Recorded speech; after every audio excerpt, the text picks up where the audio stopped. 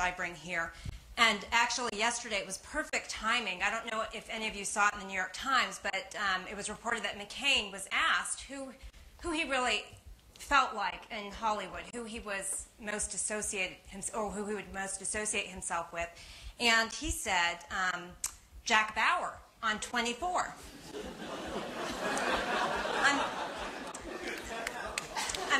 He said, we have a lot in common because he escapes all the time. And then he was reminded by his interviewer that Jack Bauer tortures people. And he said, yeah, that's right. That's where Jack and I disagree. He believes in torture, but I don't. He says, tell me where the weapons are. Bam! Okay, I'll tell. That's a quote. He said, tell me where the weapons are. I won't. Bam! I'll tell. And that was really revealing in a lot of ways because that's what I want to talk about today. Really, that hits on all the things. It hits on the themes of images of torture on TV and this myth that's been created in the war on terror. It hits on how TV depicts torture as producing quick and accurate, bam, I'll tell kind of results. And it speaks to who exactly is torturing on TV. The heroes, people we admire, people who do their jobs incredibly well, people we want to aspire to be like. And it also speaks to another very important issue of policymakers and elected officials, people who create our laws, who are clearly being influenced by fictional characters and fantasy plots. And that's ending up as our national and international policy.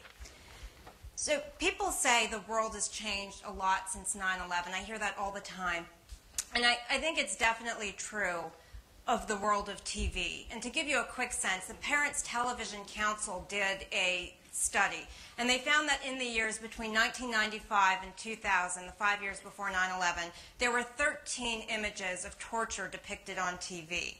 And from 2000 to 2005, there were 721. It's not just the normalization of torture that needs to give us pause. It's not just that before 9/11, these were villains who were committing acts of torture. You know, if they were depicted on TV, it was the Nazis who were doing this. And now it's people that we are meant to admire, people that we're meant to respect.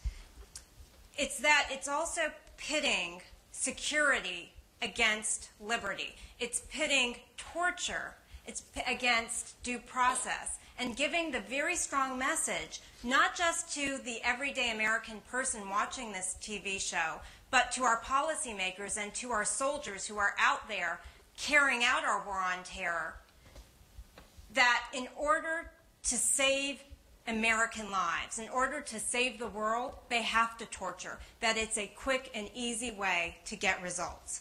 And it was really interesting because the comment that John McCain made, it produced a lot of results online. I love reading people's comments when they write in. And I want to read two to you. One, somebody wrote in on the blog. It was on the political blog, The Caucus, in the New York Times. You can look up all of the very interesting comments. But here are two of the most interesting to me. Very different perspectives. The first. What I can tell all of you, including the anti-torture people, is that if a plane with a 10-megaton hydrogen bomb was on its way to your city, where you and your family live, and the authorities had the mastermind of the plot in custody, and he knew the location of the plane and the timetable, you might revise your anti-torture holier-than-thou morality.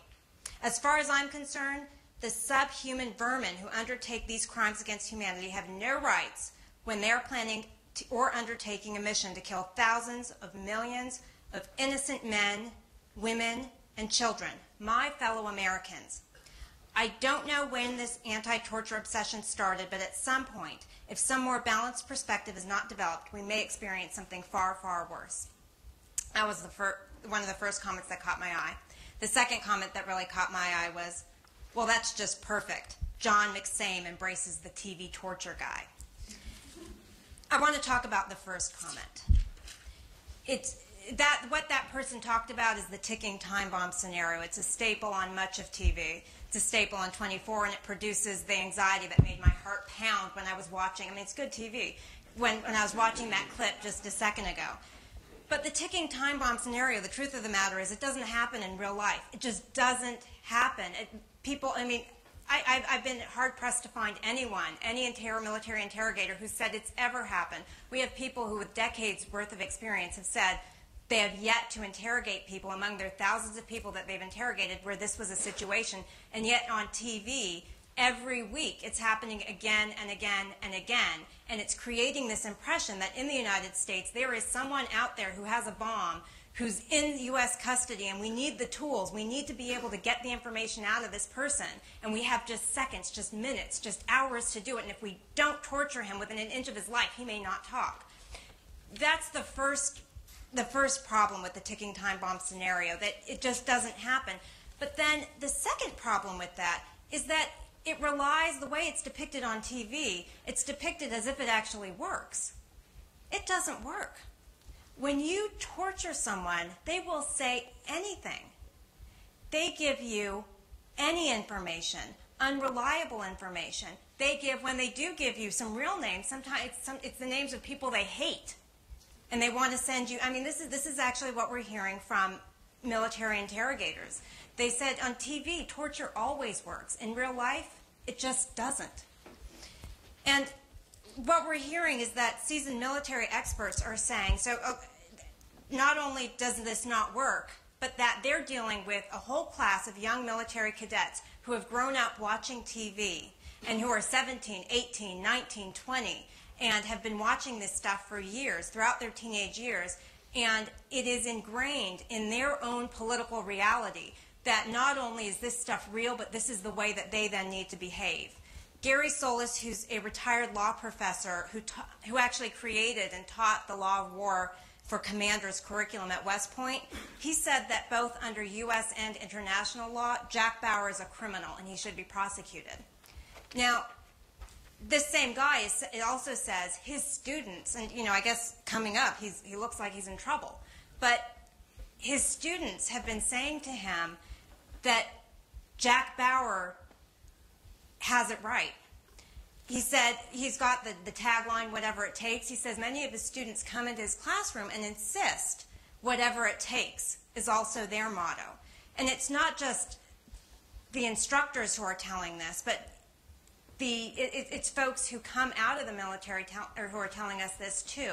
Human Rights First works with this former military interrogator, Tony Lagaramus, and he says that he's watched 24. He said in the military they are huge fans of 24. In Iraq, they would trade the DVDs, and they would actually watch the 24 shows together. They'd watch the DVD series together, and then after the show or whenever they were done watching, they would sit around and they would discuss what they had seen.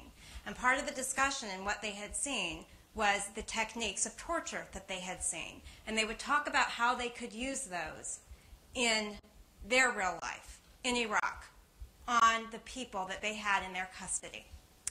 And when he talks about this, he admits now, he says, I used techniques of torture when I was there in Iraq, and it was pretty standard. And he talks about one instance, for example, where they had watched, and it's not just 24, it's other shows as well. I talk about 24 because it's really it's on the cusp, it's on the edge of this trend that we're seeing. And 24, I think, by far shows probably more scenes of torture than most of the other shows, 89 so far. And again, really good television, but but it is having, the question is it having an impact? And I think because it is such good television, it is helping to create, unfortunately, really poor policy.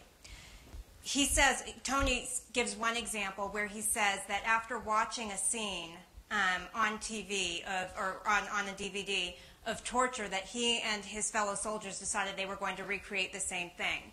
So they took their army interrogator, an Iraqi, and they put him in a cage, and they dragged him past all these other prisoners, and then they took him around the corner, and they made him scream bloody murder like he was being tortured, and they used it to scare the heck out of the other soldiers, or the other, prisoners. Now, this isn't the worst of what we've seen on some of these shows, but it's, to me, a very scary and real-life example of how policy is getting made really on TV and adopted by our soldiers.